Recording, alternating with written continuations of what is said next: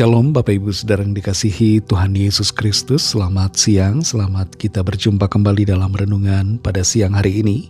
Kita bersyukur karena kasih karunia Tuhan senantiasa dilimpahkannya atas kita, yang melayakkan dan membuat kita selalu berkenan di hadapan Tuhan. Di waktu istirahat siang hari ini, mari kita merenungkan sejenak akan kebenaran firman Tuhan. Dalam 1 Korintus 10 ayat 24 tertulis, "Jangan seorang pun yang mencari keuntungannya sendiri, tetapi hendaklah tiap-tiap orang mencari keuntungan orang lain." Saudara yang dikasihi Tuhan, ayat yang baru saja kita baca sebenarnya konteksnya tentang bagaimana tidak menjadi batu sandungan bagi orang lain dalam hal makanan.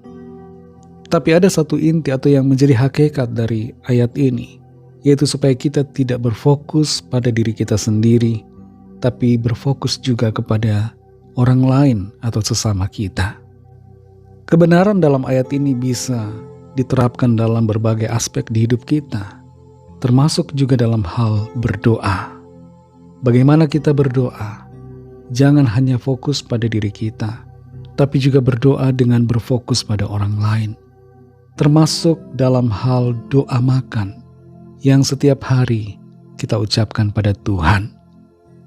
Biasanya ketika kita berdoa makan, kita bersyukur atas makanan yang ada, dan kita berdoa minta berkat Tuhan atas makanan yang akan kita makan, dan berkatnya atas kita yang menerima berkat makanan itu.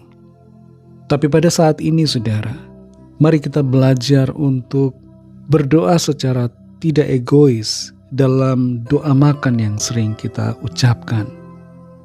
Kita perlu menyadari bahwa makanan yang kita santap, di situ ada keterlibatan para petani, ada keterlibatan nelayan, peternak, pedagang, juga kurir, dan sebagainya. Ada begitu banyak orang yang terlibat dalam pengadaan bahan-bahan dari makanan yang kita santap. Dan terlebih daripada itu, di atas semuanya adalah tentunya Tuhan yang memungkinkan semuanya itu. Ada sebuah doa makan yang diucapkan oleh tokoh rohaniwan di masa lalu.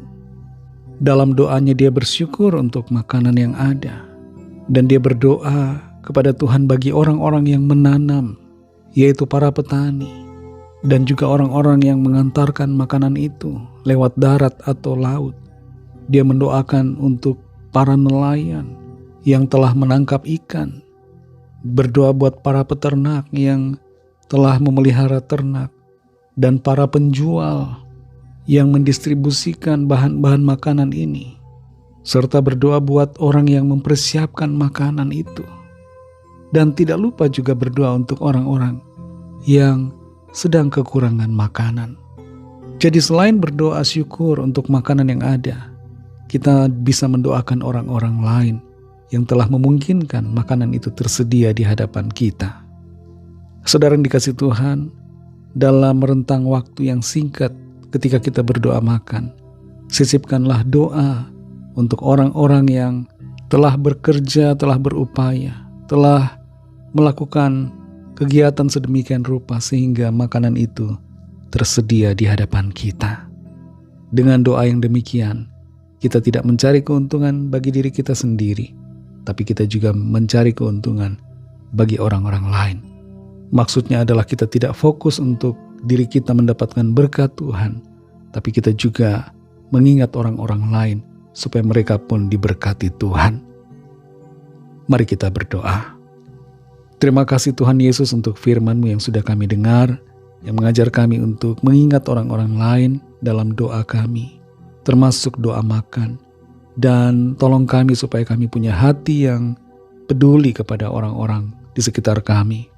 Berkatilah mereka semua ya Tuhan, para petani, para nelayan, para pekerja, pedagang, peternak, dan distributor, ekspeditor, dan semuanya yang terlibat dalam pengadaan bahan makanan yang kami terima setiap hari. Berkati mereka semua.